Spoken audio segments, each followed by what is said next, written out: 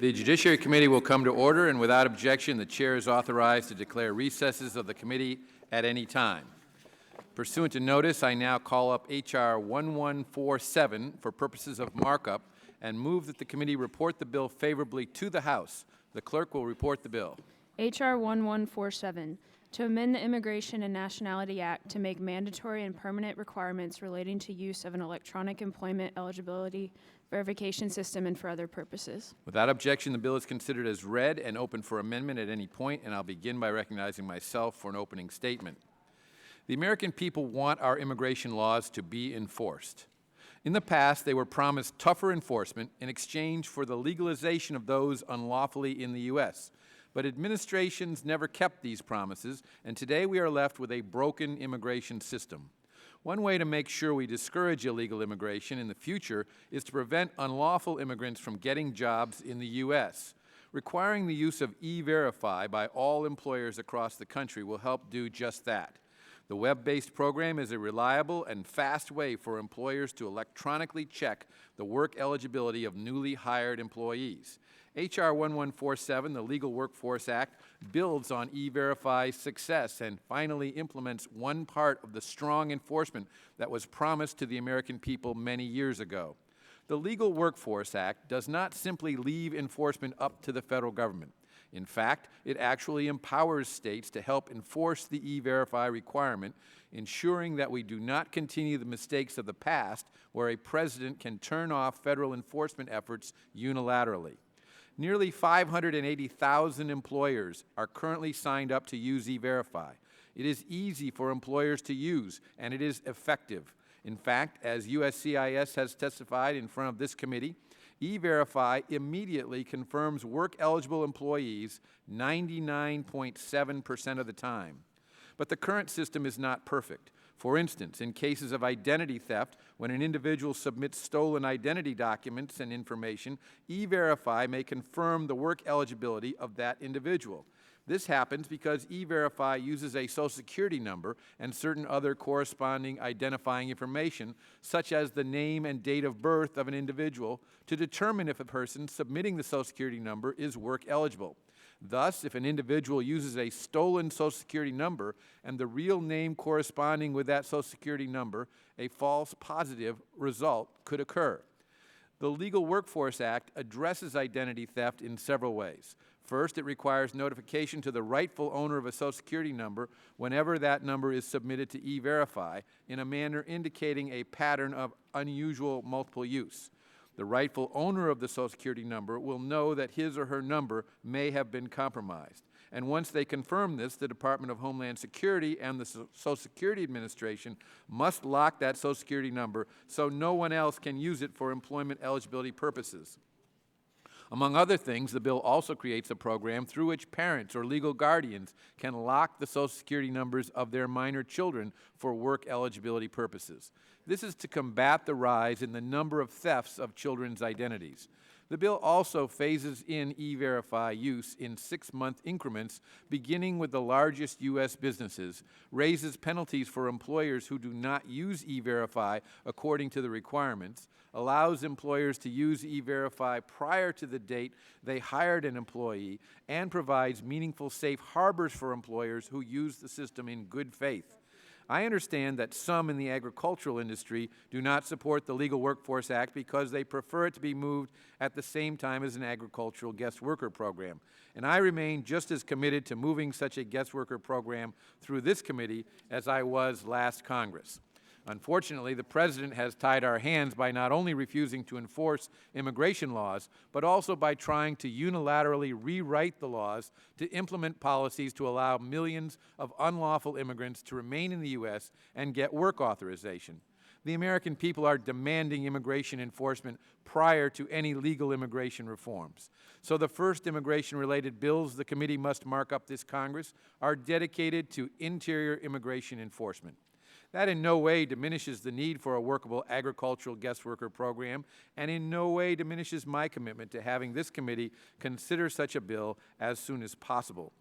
H.R. 1147 balances the needs of the American people regarding immigration enforcement with the needs of the business community regarding a fair and workable electronic employment verification system.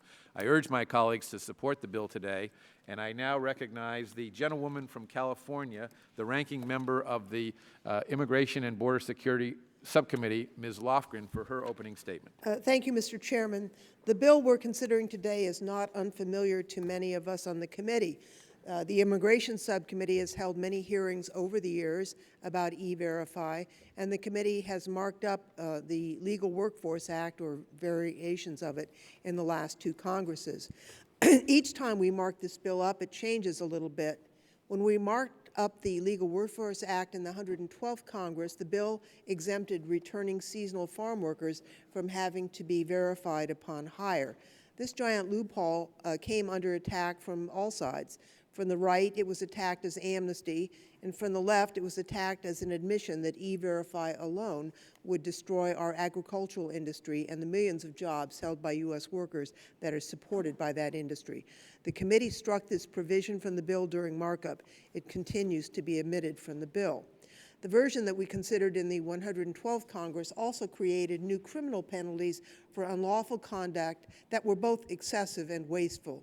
In addition to imposing multiple mandatory minimum prison terms, the bill made it a felony punishable by up to 15 years in prison for a person to use a Social Security number that did not belong to him or her during the employment verification process. The version of the bill that we reported during the last Congress changed several of the criminal provisions pertaining to fraud and misuse of documents and contained no mandatory minimum prison terms. The version that we considered in the 113th Congress contained changes to make E-Verify more workable for the Social Security Administration, which serves a number of other critically important functions.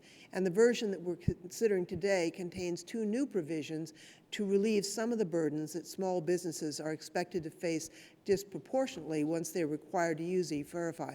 I'm sure we'll discuss small businesses more today, since they have been the heart of our economy and job recovery in recent years. But I did want to recognize the steps taken to address concerns that we raised during the last Congress.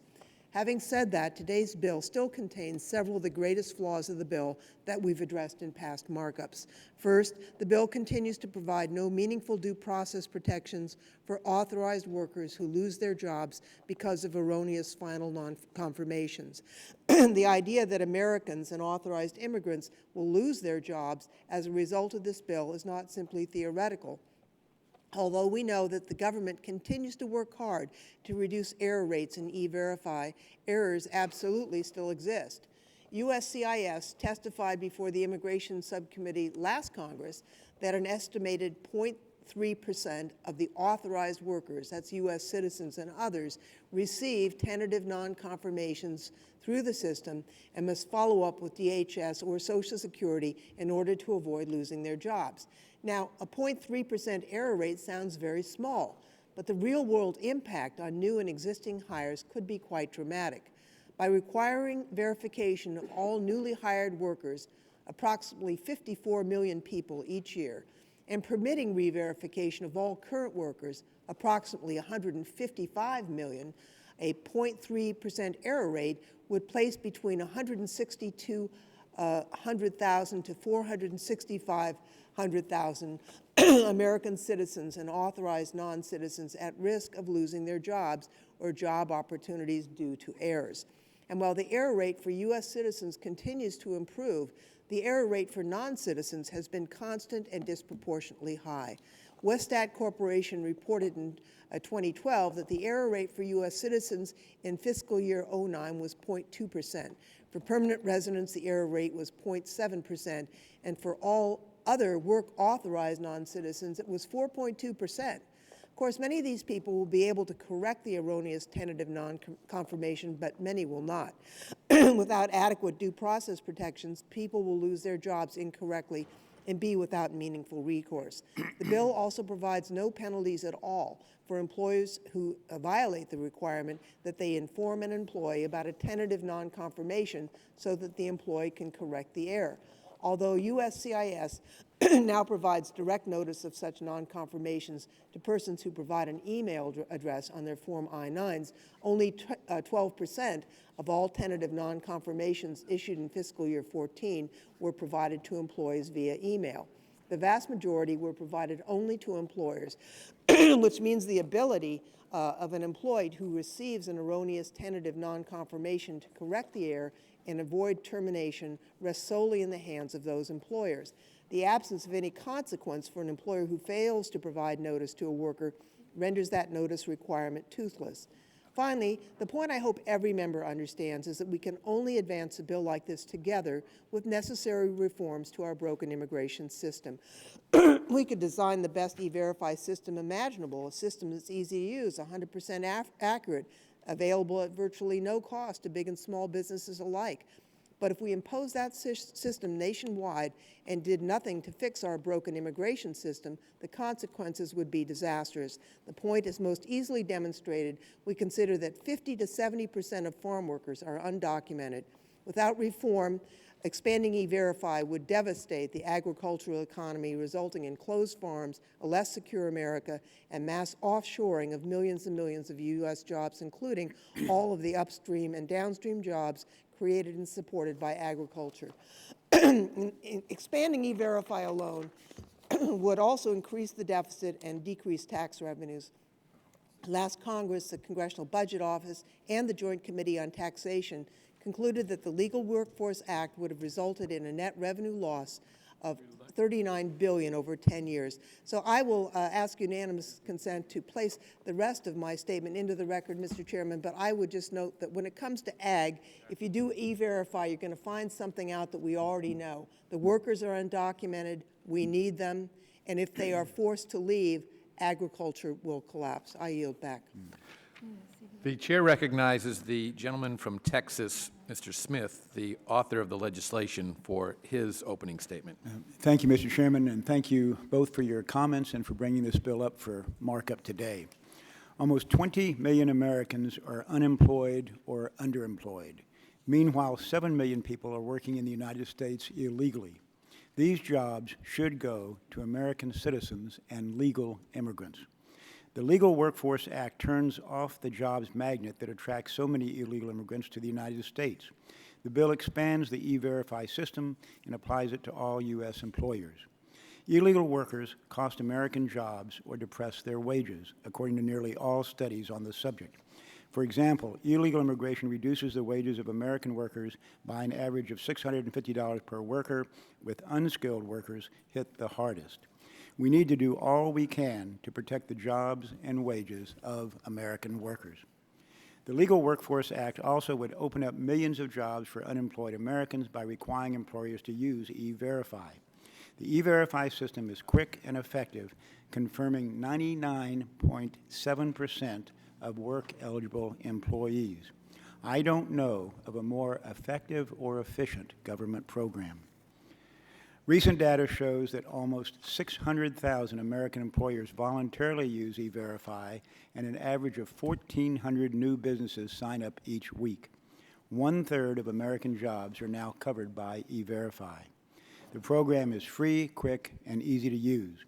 In fact, E-Verify will soon be available for use on smartphones. It takes about 1 minute. Individuals provide their Social Security number when they visit a doctor, open a bank account, or buy a home. It makes sense that other businesses should check the status of prospective employees to ensure they have a legal workforce. The Legal Workforce Act requires that U.S. employers use E-Verify to check the work eligibility of new hires in the U.S. The verification period is phased in and depends on the size of the employer's business. Smaller businesses have up to 2 years to implement E-Verify. Agriculture businesses have 3. The legislation balances immigration enforcement priorities and legitimate employer concerns. It gives employers a workable system under which they cannot be held liable if they use the system in good faith. The bill prevents a patchwork of state E-Verify laws, but retains the ability of states and localities to condition business licenses on the use of E-Verify. It also allows states to enforce the federal E-Verify requirement if the federal government fails to do so. The Legal Workforce Act increases penalties on employers who knowingly violate the requirements of E-Verify and imposes criminal penalties on employers and employees who engage in or facilitate identity theft.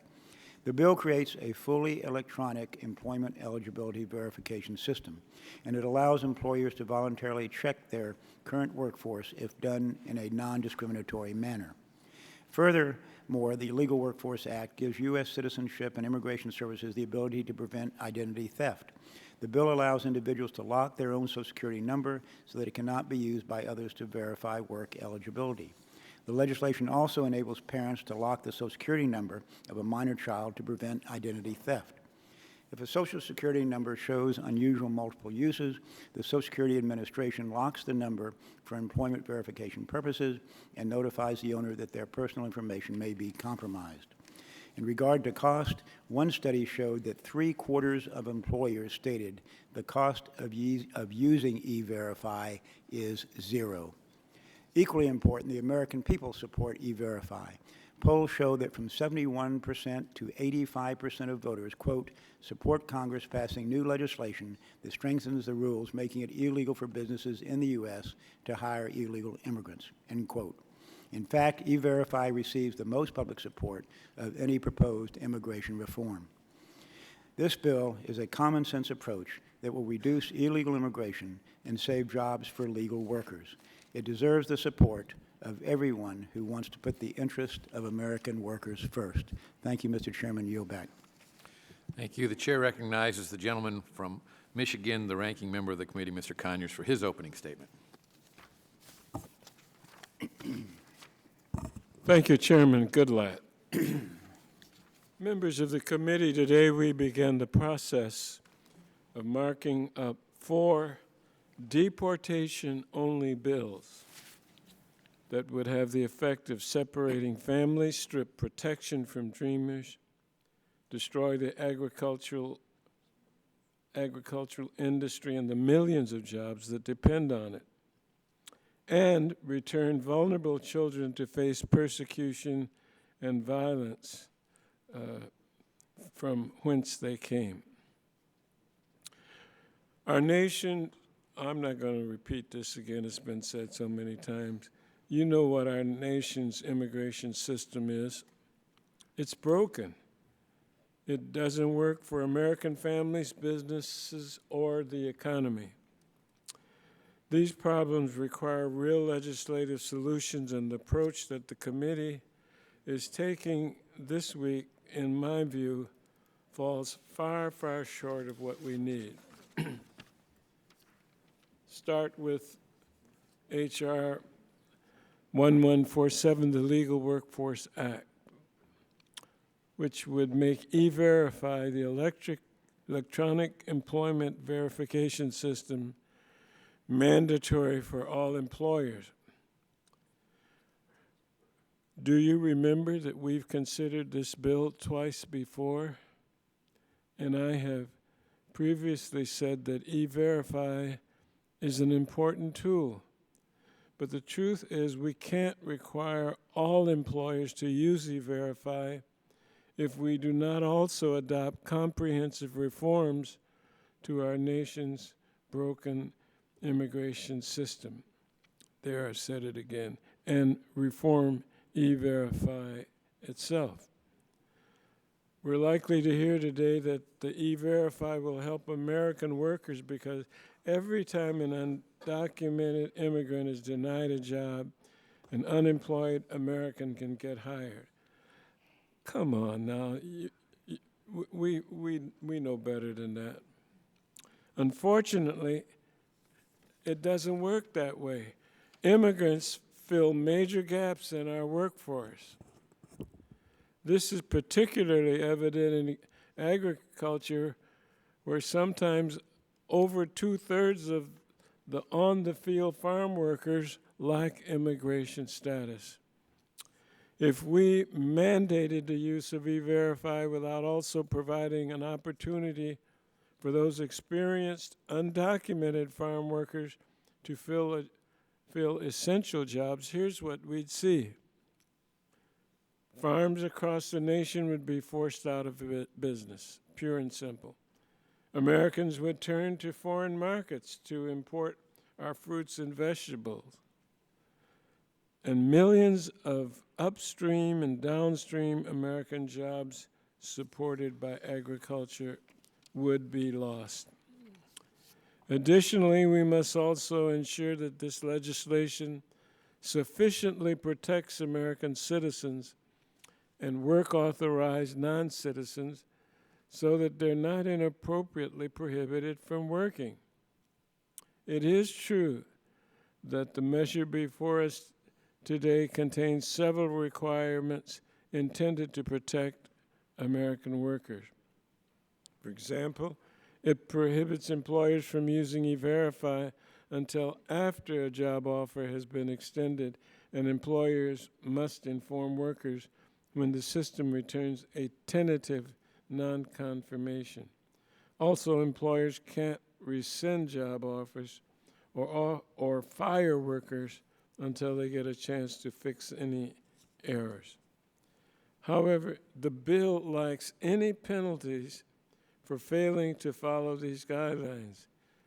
And we know that employers who currently use the system already frequently do not comply with current requirements. So why would this be any different? Should E-Verify becomes mandatory? I don't think it would be much different. And finally, the bill offers no real protections for U.S. citizens and other work-authorized persons who are incorrectly identified as unauthorized to work. I will put the rest of my statement in the record, and I thank the chairman. Chair thanks the gentleman from Michigan, and the committee will stand in recess until 1 p.m. I wasn't going to hear her anyway. I mean, you know I'm not going.